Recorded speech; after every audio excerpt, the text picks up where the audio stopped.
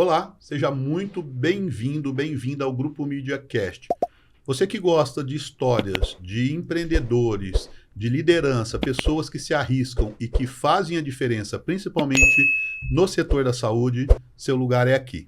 Meu nome é Edmilson Júnior Caparelli, sou presidente e publisher do Grupo Mídia. E quem me acompanha nesse episódio, mais uma vez, é Renata Santos, diretora pedagógica da Escola GMA, apresentadora e mestre de cerimônia. Renata, seja muito bem-vinda mais uma vez. Muito obrigada mais uma vez pelo convite, Edmilson. Nosso convidado já passou por aqui antes, né? Já passou, ele já é de casa. Já é de casa. Bom, já que a Renata já antecipou, né, nós vamos conversar hoje com o presidente da Santa Casa de Misericórdia de Chavantes. Ele lidera essa entidade filantrópica centenária que gerencia 30 projetos espalhados em 18 municípios e em 5 estados do país. Mas o nosso bate-papo vai além da gestão. Vamos conhecer a história, os desafios e metas do presidente. Recebemos aqui no Grupo Mídia Cast o presidente da Santa Casa de Chavantes, Anne Smith. Meu amigo, seja muito bem-vindo a mais um podcast aqui do Grupo Mídia e para mim, para nós, é sempre uma honra recebê-lo. Obrigado, Edmilson Júnior, né? Isso. Obrigado, Renata. É um prazer estar aqui com vocês mais uma vez. Meu amigo, eu queria que você começasse contando um pouquinho a tua trajetória profissional, que eu sei que ela é brilhante, até você chegar à presidência da Santa Casa de Chavantes. Bom, eu brinco que a minha trajetória começou assim que eu nasci, que eu saí da barriga da minha mãe, eu já peguei um plantão já lá na neonatologia, ali no hospital, que eu sempre trabalhei muito, né? Para quem não sabe, eu sou médico, eu sou formado pela Universidade de Mogi das Cruzes, aqui perto de São Paulo, e desde lá, eu sempre, desde o internato, que é o 5º e 6º ano de faculdade, eu sempre fui rato de hospital. Sempre trabalhei muito, sempre me dediquei muito a aprender, porque eu falava, não, se eu vou ser médico, eu tenho que sair da faculdade sabendo pelo menos o mínimo do mínimo do mínimo para manter um paciente vivo. E sempre foi assim. Tanto é que quando eu me formei, eu nem dava muito plantão de pronto-socorro, já dava plantão mais de UTI, porque eu sabia passar marca-passo, fazer hemodiálise, enfim, sempre me dediquei muito a isso. Aí saindo de lá, no último mês de faculdade, meu pai morreu. Ele foi fazer uma cirurgia e acabou tendo uma complicação e morreu no último mês. E aí meu pai era médico também, acabei ficando bem traumatizado com isso. Foi uma fase bem difícil e acabei tendo que entrar para o mundo de trabalho, né? Eu tinha uma expectativa de que meu pai ia me ajudar, como ele sempre me ajudou, ele ia continuar me ajudando aí para eu fazer a residência e tudo mais, mas eu não consegui ter isso. Então, peguei minha malinha lá de diploma e não tinha diploma ainda, peguei um currículo e fui distribuindo nos hospitais onde eu queria fazer prova de residência. E acabei fazendo prova de residência lá no Hospital da Beneficência Portuguesa, em cardiologia, e acabei passando e fiquei lá fazendo a residência de cardiologia lá. Logo depois já fiz residência de ecocardiograma, fiz mestrado em terapia intensiva, e a partir de então fiz 14 pós-graduações, entre residência, mestrado e outras pós-graduações em gestão e até mesmo na área de medicina, nutrologia, cardiologia, enfim, fui me especializando cada vez mais. Mas, logo que eu me formei, eu já comecei, meu pai tinha uma empresa de medicina do trabalho, que provavelmente eu assumiria ela se ele fosse vivo, era uma empresa grande aqui no estado de São Paulo, e quando ele morreu, o sócio dele falou, não quero você, não quero sua família aqui, segue a vida. Tudo bem, eu na época acabei entendendo e saí e fui fazer a minha carreira, né? E então eu falei, bom, eu vou conquistar minhas coisas, já que esse cara aí me expulsou, eu vou ser maior que ele, né? Isso logo que eu me formei. Tava sentindo a dor do meu pai ter morrido e teve essa questão aí esse desafio que eu tive, né? Porque você se sente impotente, fala, pô, meu pai tinha uma empresa, a primeira coisa, o primeiro ato do cara é me expulsar da empresa do meu pai, né? E, enfim, isso foi superado. E aí, desde a faculdade, eu tinha uma proximidade muito grande com os professores, eles foram me chamando para fazer... você não quer ser chefe da UTI? Você não quer ser chefe do pronto-socorro? E eu fui fazendo isso. Eu conciliava a posição de chefe de pronto-socorro, chefe de UTI, com a minha posição de residente. Então, o dia todo, 60 horas na semana, eu era residente do hospital e o resto eu tocava à distância. E não tinha WhatsApp naquela época, né? Era mais ligação, eu tocava hospital. Mas uma coisa que eu sempre fiz foi ter pessoas boas, muito boas do meu lado. tecnicamente, pessoas conceituadas, pessoas que têm, que trabalham. Isso foi muito importante para poder me sustentar, né? E desde então assumi um hospital na Zona Leste de São Paulo, toda a parte de cardiologia, a parte de pronto-socorro, parte de UTI. Depois fui convidado para assumir o Hospital Sino Brasileiro em Osasco, que depois foi comprado pela Reddor. E em 2015 eu montei o CECAM, que é um centro de cardiologia, que era uma policlínica em São Paulo. A gente chegou a ter 4 unidades aqui na cidade. E aí foi aí a partir de então que eu comecei a me distanciar um pouco da questão assistencial, da área médica mesmo, de atendimento, e comecei a ficar mais na área médica, mais em gestão, né? Onde eu estou até hoje. E aí fui multi-empreendendo, montei ótica, montei clínica, montei farmácia, montei uma série de serviços agregados aí. E em 2019, eu trabalhava no São Camilo, e o São Camilo gerenciava 500 hospitais no Brasil, e o pessoal de Chavantes me chamou o São Camilo para poder assumir o hospital que estava muito endividado e prestes a fechar, né? E aí, nessa época aí, eu conversei com o pessoal do São Camilo, eles não tinham interesse como instituição em assumir a gestão do hospital, e eu falei, poxa, é uma pena, né? Um hospital tão legal, tão bonitinho, que tem tanto potencial, fechar. E eu acabei assumindo a liderança lá. Eu falei, olha, eu assumo com vocês, eu me candidatei lá à presidência, acabei sendo eleito e desde então a gente vem crescendo e transformando. A gente quitou as dívidas do hospital, a gente sanou tudo que tinha que sanear e a gente começou uma trajetória de crescimento, né? Mas uma coisa que eu nunca parei desde então sempre foi me aperfeiçoar, né? Então me aperfeiçoei em compliance, fui do Sebex Futuro, a primeira turma daqueles jovens de 39 anos que precisavam fazer uma mentoria. Então, eu sempre fui muito proativo nisso. Sempre buscou conhecimento também, né, nisso? Isso aí. Uhum. E você comentou um pouquinho sobre esse início da sua história com a Santa Casa de Chavantes. Queria que você comentasse quais foram os maiores desafios que você enfrentou nesse início, além dessa questão financeira também. E como é gerir uma organização como a Santa Casa de Chavantes? O primeiro grande desafio, muitos falam que é financeiro, mas não é só financeiro. Financeiro é um grande desafio. Porém, o entendimento do terceiro setor. Porque uma Santa Casa é uma entidade privada sem fins lucrativos. Ela não é nem pública e nem privada, na verdade. Ela é privada, mas ela funciona com algumas regras do setor público. Sim. Então, isso é um desafio muito grande, porque você não pode fazer tudo e você não pode fazer de qualquer jeito. Então, tem algumas limitações, né? E a gente também tem oportunidades com relação a isso. Quais são as oportunidades? A gente pode apresentar projetos para o setor público e receber remuneração através desses projetos. E era uma coisa que a Santa Casa fazia muito mal. Ela recebia muito pouco recurso. E eu tive que me aprimorar muito nisso, eu tenho um entendimento muito grande com relação a isso. Me municiei de advogados, de pessoas, administradores que entendem do terceiro setor, para poder entender. E aí o resto é problema de financiamento, problema de mão de obra. É difícil para o interior de São Paulo, às vezes, você conseguir mão de obra muito qualificada para poder tocar. Questões políticas também, que é uma coisa que eu não estava muito habituado antigamente, de 2020 para trás, eu não estava habituado com essas influências políticas dentro de um hospital. Isso é uma coisa que eu tive que aprender a lidar e aprender a conduzir, né? Mas o grande problema de Santas Casas, no geral, além da questão da influência e do relacionamento político que os diretores têm com a sociedade, é a questão de financiamento mesmo, de geração de receita. É muito difícil você pegar um hospital pequeno ou médio porte aqui no Brasil e conseguir gerar receita dele, principalmente em cidades do interior. Porque o brasileiro, até a questão do SUS, né, nossa Constituição, ele é muito assistencialista. Então, é difícil e até as pessoas também não têm condições financeiras. Então, é um equilíbrio entre o que você pode oferecer privado, o que você pode atender grátis, né, na parte filantrópica e o que você recebe do SUS. Mas a gente está vendo perspectivas melhores aí para frente com relação a isso. Meu amigo, como as parcerias entre setor público, privado e terceiro setor podem contribuir para uma melhor gestão e atendimento na saúde? Veja, o setor público ele tem uma série de regras, né? Regras que precisam e devem ser seguidas.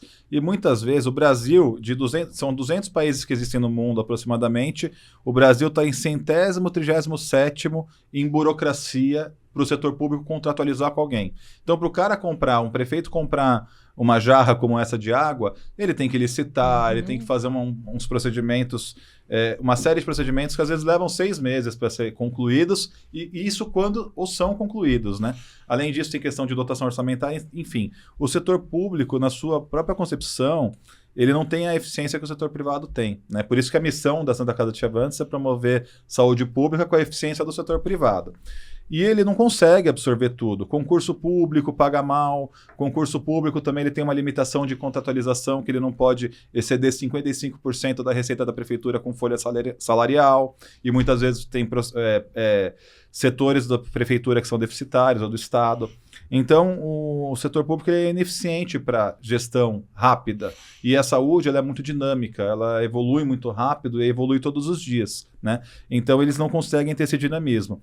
Então, acaba tendo que contratar o setor privado. Mas, constitucionalmente, por uma série de fatores, o setor privado não se faz tão presente, o privado que eu digo não filantrópico, o privado mesmo, de fato, empresas com fins lucrativos, eles não conseguem fazer gestão de unidades de saúde, e sim o terceiro setor, que são as ONGs, as OSS, as OSCs, as Santas Casas, e o setor público precisa delas. E o grande interessante disso tudo é que a gente, como setor filantrópico, a gente tem, o próprio nome já diz, né? A gente tem bastante interesse em filantropia, em ações sociais. Então, a nossa diretoria, a Irmandade, as associações, elas já têm isso intrinsecamente, né? E isso contribui demais. Então, o setor público precisa atender todos os brasileiros na saúde, isso é constitucional, e as ONGs, as OSS, elas ajudam a ter eficiência do setor privado, ter dinamismo e ter capilaridade desses atendimentos, né? Hoje, é uma coisa que ninguém sabe, mas de 6 mil hospitais brasileiros, em torno aí de 4 mil, de 2 mil, 3 mil hospitais são públicos. E metade desses são geridos por OSS ou ONGs, né? Iguais à Santa Casa de Chavantes. É uma coisa que faz parte do dia a dia da sociedade e com regras bem claras, né? Com regras de contratualização, com regras de metas, com tudo isso que mostra a transparência desse tipo de contrato. Tem até essa parte bem burocrática também envolvida. Isso mesmo. E conta pra gente, então, quais têm sido os principais investimentos da Santa Casa e quais são as expectativas para o segundo semestre de 2024 ainda. Bom, o nosso maior investimento é em pessoas. Isso a gente não abre mão. Eu sempre tenho falado que a empresa é feita de pessoas que gerenciam e executam processos, né? Então, pessoas e processos. Isso já dizia o Abílio Diniz lá atrás, né? Que foi um grande empreendedor. Então, a gente sempre investe em capital humano. E a gente tem vários projetos em andamento e vários projetos que a gente precisa de mão de obra para executar. Além disso, aliado a pessoas e para facilitar os processos, a gente contrata tecnologia. Então, a gente sempre tem uma atualização constante e investimento em tecnologia de RH, tecnologia de prestação de contas, tecnologia financeira. E como é muito dinâmico, isso está sempre em construção, né? Um outro foco de investimento que a gente tem feito também é com relação à humanização. Hoje eu não tenho dúvidas que a Santa Casa de Chavantes, em todos os hospitais, UPAs e contratos que a gente gerencia e atua, nós somos uma das OSs que mais tem questão de humanização. Tem mais isso muito forte, né? Todo o nosso corpo de diretores, de gerentes, inclusive corpo médico, corpo assistencial, eles são avaliados com relação a isso, né? A gente tem campanhas de orgulho de ser sangue azul, porque nossa cor é azul. Então a gente estimula muito isso. Todos os prontos-socorros que a gente atende tem uma copeira passando cafezinho, Parece que é uma coisa simples, mas muitas pessoas levam às vezes 2 horas para chegar no hospital, mais 2 horas para serem atendidas. E aí elas vêm com fome, sem dinheiro, elas não têm condições. Então é uma coisa que a gente acolhe muito bem isso, né? E a gente busca isso todos os dias. Óbvio que não dá para ser uma unanimidade, né? 100% mas as nossas avaliações são muito boas com relação a essa parte. E a gente também está investindo agora em ensino. A parte de ensino, que é uma coisa que a gente acabou de assumir o hospital de Taubaté, que é um dos 202, são 202 hospitais universitários, hospitais escola, hospitais de ensino no Brasil, e esse é um dos hospitais aí, e a gente também tem feito parcerias com a Uninove, com a Unimar, com várias universidades, Unital, para poder promover ensino nos nossos hospitais. Anis, o que mais te motiva a continuar trabalhando na área da saúde, especialmente em cargos de liderança? Hoje, a gente emprega mais de 5 mil funcionários. São 5 mil famílias que têm o que comer, têm onde dormir e que atendem mais 60 mil pessoas por mês. Então, hoje o nosso universo ele é muito grande, assistencial.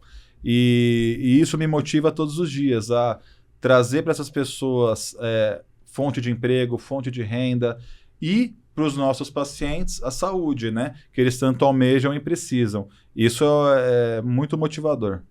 E falando um pouquinho, então, sobre o seu modelo de liderança, qual que é o modelo de liderança ideal que o Anis busca seguir e implantar na Santa Casa? Primeiro, a gente tem que ser exemplo, né? Antes de tudo, antes da gente exigir, antes da gente poder dar ordens, a gente tem que ser o exemplo. Né? Não é dar exemplo, é ser o exemplo. Então, as pessoas têm que se sentir acolhidas, elas precisam se sentir abraçadas, confortáveis, né? Para trabalhar com a gente. Então, isso é a primeira coisa. A segunda coisa é ser leal. Eu sou muito leal com os meus colaboradores, muito. Então, se eu combinei alguma coisa com eles, eu sou leal até o final. Então, eles sabem que eles têm um acolhimento com relação a isso, né?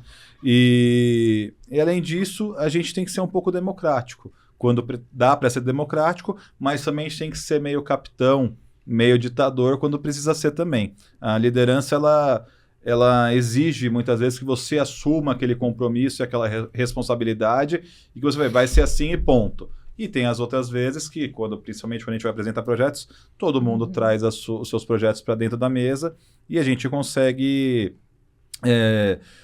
ampliar, né, a nossa forma. Além disso, a gente tem que ser acolhedor, né? Tudo que o funcionário traz de angústias, de problemas, você tem que acolher, né?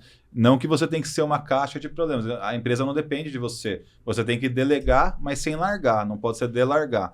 Então, eu delego muito, mas eu também quero saber o que ele está fazendo. Eu dou feedback se eu acho que está certo ou que está errado. Eu parabenizo, mas também chamo atenção quando tem que chamar. Então, esse é meu modelo de liderança hoje. Quem são as pessoas que mais te inspiram?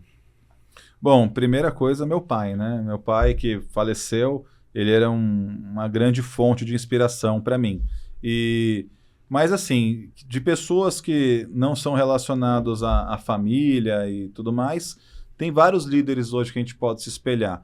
Um deles é o próprio Edson Rogatti, presidente da FEOSP, é uma pessoa assim, um senhor que trabalha todos os dias, viaja, luta pelo setor, então é muito inspirador, inclusive eu tô com ele lá na FEOSP, tá ao lado dele, é uma pessoa que inspira a gente. E sem contar no ser humano extraordinário que o Rogatti é, né? Sim, ele é um exemplo, né? Mas tem muitas pessoas, assim, eu vejo, por exemplo, da vida pública, tem um deputado chamado Mauro Bragato, é um senhor também de idade que já tem 11 mandatos de deputado, então são 44 anos que ele é deputado, além de mais 4 anos de prefeito, então são 48 anos de vida pública, onde essa pessoa se dedicou, e até hoje ele tem o mesmo perfil do Rogatti, ele apoia, ele incentiva, ele quer buscar soluções para hospitais. Então hoje, digo hoje, porque isso também muda, né? Sempre tem pessoas inspiradoras, são pessoas que eu me inspiro bastante. Você contou um pouquinho pra gente sobre toda a sua trajetória, um currículo extenso, né, Anis? Então conta pra gente qual foi o principal aprendizado profissional que você teve ao longo da sua vida. Seja resiliente. A gente tem que ser resiliente. A vida, ela não é uma linha reta, mas você tem que chegar naquele objetivo que você almejou, né? Com caráter, com disciplina, seja constante. Eu acho que é importante a gente ser constante não só no trabalho, mas também nas relações pessoais. Mas a resiliência é tudo. A vida não é uma corrida de 100 metros, ela é uma maratona. Eu repito isso muito. O que agora de manhã começou, à tarde pode ter mudado. Amanhã também. Então, uma coisa que eu sou feliz e fico grato até por isso tudo, é que pessoas que me conheceram há 10, 15 anos, eu convivo com elas até hoje, né? Isso eu digo do início da carreira. Então, eu sempre fui uma pessoa constante, sempre fui leal, sempre fui decente com relação à forma que a gente trata as pessoas. Então, isso não muda. E eu reencontrei muita gente que estudou comigo e eu sou o mesmo, e as amizades permanecem. E isso tudo a gente tem que ser resiliente, porque a vida é feita de altos e baixos. Muitas vezes a gente está por baixo, né? E a gente tem que saber também sair de quando a gente está por baixo. E quando a gente está por cima, a gente tem que saber que uma hora a gente vai cair, né? Nem toda queda é para constante, nem toda também ascensão é constante e eterna, né? Exatamente. Meu amigo, como você vê a potência do o setor de saúde no país e como você vê esse setor nos próximos anos? Bom, a saúde, se você fizer uma pesquisa, e eu tenho acompanhado agora essas eleições municipais, a saúde é o maior problema da maioria das cidades, né? Todo mundo fala, mesmo em lugares que a saúde é muito boa. Aliás, quanto melhor é a saúde da região, mais crítico também é a população. Crítica que eu digo para o bom sentido, né? De exigências. Então, a saúde ela é sempre muito, muito vista, né? E muito fiscalizada também. Então, não adianta mais ser amador com relação à saúde. A gente tem a necessidade de criar políticas públicas que realmente sejam executadas e tenham a possibilidade de outros governos sucederem essa política pública e mantê-las, né? Então, de nada adianta você construir um hospital em cada cidade se a cidade não consegue manter esse hospital, se a cidade não consegue sustentar. Então, na verdade, a saúde hoje ela tem divisões que eu acho que o governo ainda faz pouco uso disso, que você consegue estruturar ela de uma maneira que você atenda a todos, porque lembrando que a gente tem que atender todo mundo, né? Todo brasileiro ele tem direito à saúde pública, todo, independente de onde ele mora. Isso eu digo para tudo, vacinas, consultas, exames. Então a gente tem essa dificuldade hoje, a gente vê de se conduzir isso de uma maneira que se você estruture tudo isso. Mas uma coisa que eu também falo com relação à saúde, que eu falo assim, esse cara não entende de saúde. Quando ele fala assim, a saúde tem que economizar. Não dá para economizar em saúde. Infelizmente, a saúde, ou felizmente, não sei, depende do ponto de vista, mas a saúde, você vai pegar um hospital, qualquer hospital, que eu digo, público, privado, 80% do que se consome de recurso financeiro do hospital é mão de obra. Médico, enfermeiro, como que você reduz o salário? Você só sobe, é só subir. Então, os outros 20% que você poderia economizar, que é consumo de remédio, tudo isso mais, você pode até aumentar a eficiência do hospital, isso sim, concordo. Mas reduzir custos só quando tem muito desperdício, que muitas vezes não é a realidade. Então, já vejo que o cara não entende muito de saúde quando ele fala isso. Dá para economizar. Não sei se dá para economizar. Eu nunca bato o martelo com relação a essa frase. Mas a saúde, ela tende a atender cada vez mais gente, né? Hoje, com tecnologias, a telemedicina virou uma realidade, né? Não quero ser clichê, mas realmente ela é uma realidade, ela atende muita gente, ela capilariza muito o atendimento, né? Eu consigo hoje à noite, se eu quiser, me consultar com um médico dos Estados Unidos que é referência em câncer de próstata, por exemplo. Então, isso criou, igual o próprio Google criou, deu uma janela do mundo para você no seu celular, hoje a medicina está à distância simplesmente de um celular, né, de uma ligação telefônica. Isso facilitou muito. Anis, nós temos um lema aqui no Grupo Mídia, que é negócios são feitos de conexões, e disso a gente entende porque nós entendemos dessa importância das conexões na vida profissional principalmente. No seu ponto de vista, qual foi a importância das conexões em toda a sua trajetória e até hoje? A vida é feita de conexões. Você precisa conhecer, precisa respeitar e ser respeitado no ambiente que você convive, né? Isso é muito importante. Acho que é importante também a gente participar das associações de classe, associações hospitalares, não numa forma de reserva de mercado, muito pelo contrário. Mas são essas associações que trazem discussão de pautas importantes para a saúde. Porque um burocrata, ele é simplesmente um burocrata. Ele está lá para fazer o trabalho dele e tudo mais, mas ele não consegue inovar muitas vezes. Então a gente tem que trazer, né, a forma de um bom lobby, um lobby bem feito, não um lobby que eu digo criminoso, um lobby bem feito de você trazer ideias, trazer propostas. Então as conexões servem para isso. E a gente consegue, com uma rede de conexões, se ajudar e ajudar cada vez mais gente. Bacana. Meu amigo, eu vou te convidar para o nosso ping-pong. Eu vou te fazer uma pergunta e você me responde de bate-pronto com o que vem à mente. Tudo bem? Tudo bem. No fim de semana eu gosto de descansar. Desliga o celular quando? Nunca. Ninguém, né? Incrível. A maior felicidade do dia é? Ver minha filha sorrir. Um livro, Comédias da Vida Privada. um sonho, Que o Brasil traga saúde para todos. um conselho, Seja leal. um exemplo de líder. Abílio Diniz. Eu gosto muito dele também.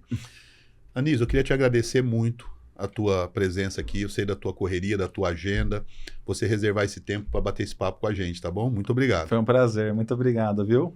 Obrigado a você também, Renata, por mais esse Obrigada. episódio aqui comigo. Obrigada. Eu quero lá fazer um curso com a Renata, viu? Pô, Então, Estamos eu precisando. vou até falar aqui, depois você posta lá para ele saber. O nosso Aí diretor-geral. Tá comprovado, ó. O doutor Ivan, ele tem que Pois aprender é. a falar, né? Tem que- Então, Vai falar isso no ar. Ó, deixamos Pode- o recado aqui Aí, pro Dr. Ivan. Aí, doutor doutor Ivan. Ivan, É o só- Klaus. É só mandar ele contratar o curso que nós vamos, pô. Vamos sim, pode chamar a então, gente. Vamos que nós- fazer sim. Isso é Bom, importante. Obrigado. Obrigada. Nós é que agradecemos. Um abraço para você também que nos acompanhou até agora.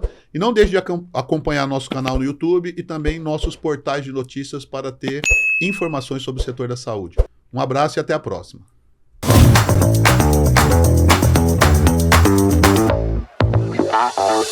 Oh